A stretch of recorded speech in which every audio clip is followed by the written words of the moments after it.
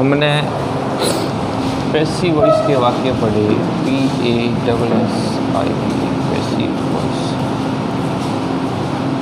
यानी एक्टिव से पैसिव बनाते समय क्या वाक्यों में ध्यान रखना होता है वो हमने पढ़ा।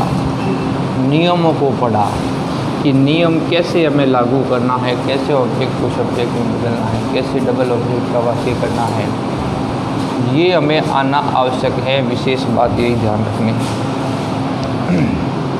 अगर आपको ये बदलना नहीं आ रहा है तो आप एक्टिव से पैसिव वाक्य नहीं बना सकते।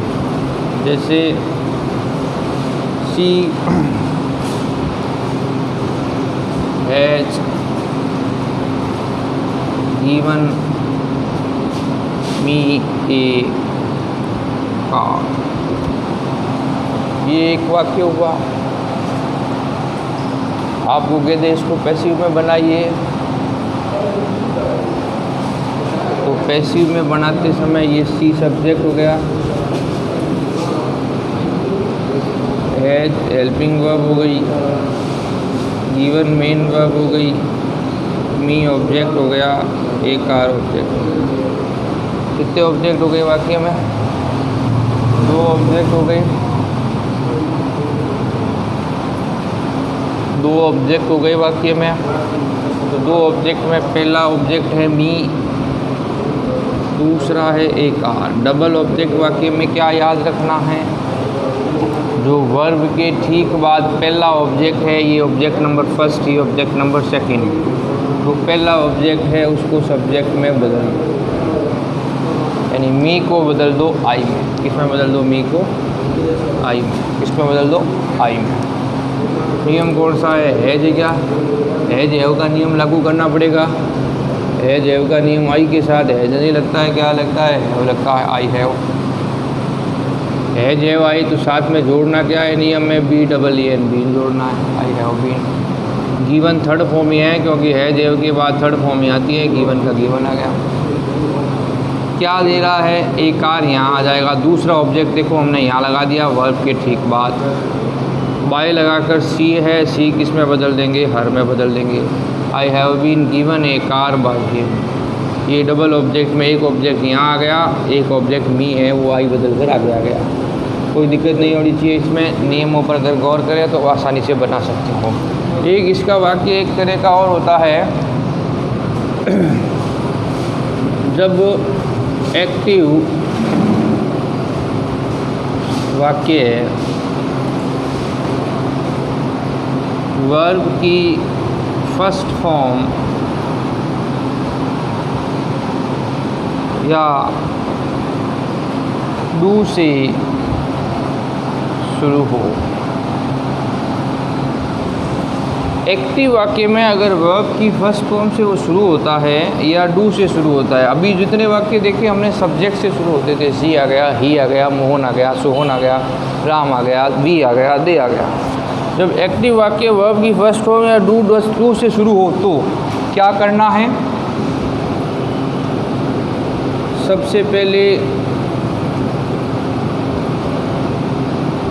लेट लगाएंगे,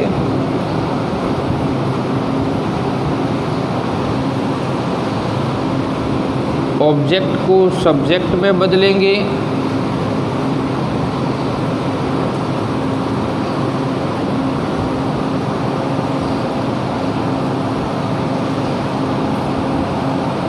बी लगाएंगे और वर्ब की थर्ड फॉर्म लगाएंगे।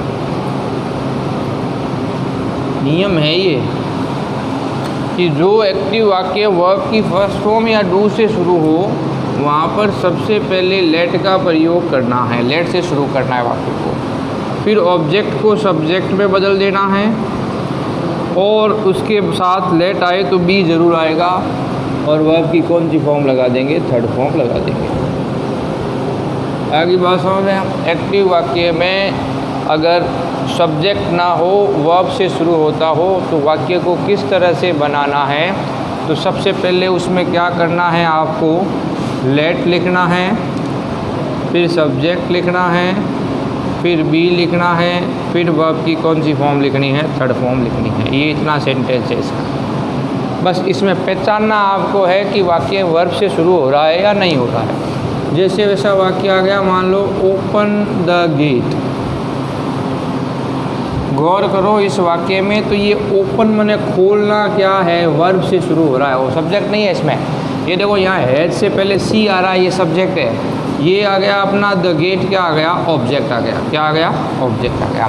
ये वर्ब है, ये ऑब्जेक्ट है, यानी वाक्य किससे शुरू हो रहा है, वर्ब की फर्स्ट फॉर्म से शुरू हो रहा है। फिर बोल रहा हूँ, ये देखो ओपन के आगे ही सी कुछ होता तो वाक्य अलग होता, वही नियम लागू होता। लेकिन जो वर्ब से शुरू होते हैं वाक्य, उसमें जब पैसिव बनाते हैं तो सबसे पहले क्या काम करना है, लेट लगाना है। क्या लगाना है, लेट। ऑब्जेक्ट क्या है, द गेट। ऑब्जेक्ट क्या है, the gate. Let the gate, let the gate, let the gate आ गया, लेट द गेट आ गया। हमने कहा लेट लगाओ, सब्जेक्ट लगाओ, उसके बाद बी लगा दो, लेट द गेट बी। और ओपन की थर्ड फॉर्म ओपन हो जाएगी, और सब्जेक्ट को ऑब्जेक्ट में बाय लिखने के लिए कुछ नहीं है। अगर वो होता तो फिर बाकी का नियम ही बदल जाता। अगर यहाँ ही लिखा होता, दे लिखा होता, फिर तो वो ये नियम नहीं लगता। ये नियम तब लगाना है जब वाक्य वर्ब की फर्स्ट फॉर्म से शुरू हो, तो लेट लगाओ, सब्जेक्ट को ऑब्जेक्ट में बदल दो, बी लगाओ और थर्ड फॉर्म लगा दो। जैसे डू योर वर्क, अपना काम करो।